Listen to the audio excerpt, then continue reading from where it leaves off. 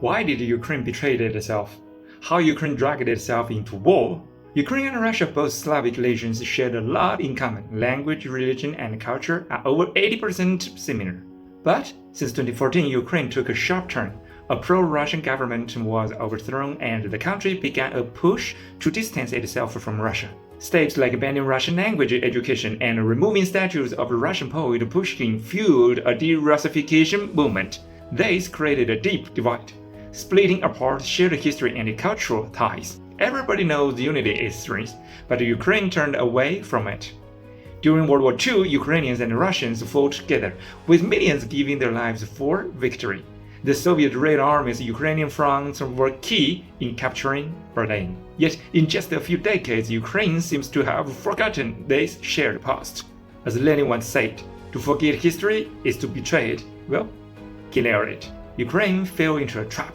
Western countries don't see all Slavic nations as enemies. Instead, they bank Poland and the Baltic states, Western-leaning Slavic countries, to counter Russia. Ukraine has been turned into a front line against Russia. Poland in particular holds stronger anti-Russianism feelings than many Western European nations. The West often positions itself as a center, using other countries for cheap labor and resources to boost its own wealth.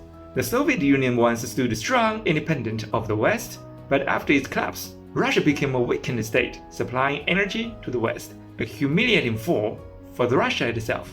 Under Putin, Russia has worked to regain its independence, aiming to stand as a unique global power. Then Russia promotes Eurasianism, a vision of a Russian world with 280 million Russian speakers worldwide, rooted in Orthodox Christian values like family, community, and tradition. This challenges Western individualism and liberalism, but the war's outcome will decide if this vision survives. History shows the stakes. In the 1856 Crimean War, Russia's defeat crushed its confidence and led to Tsar Nicholas I's stays.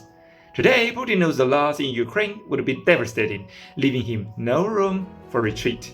Well, Europe still wants to control Ukraine to tap its resources and profit from rebuilding, while also strengthening its own defenses to rely less on NATO and the US.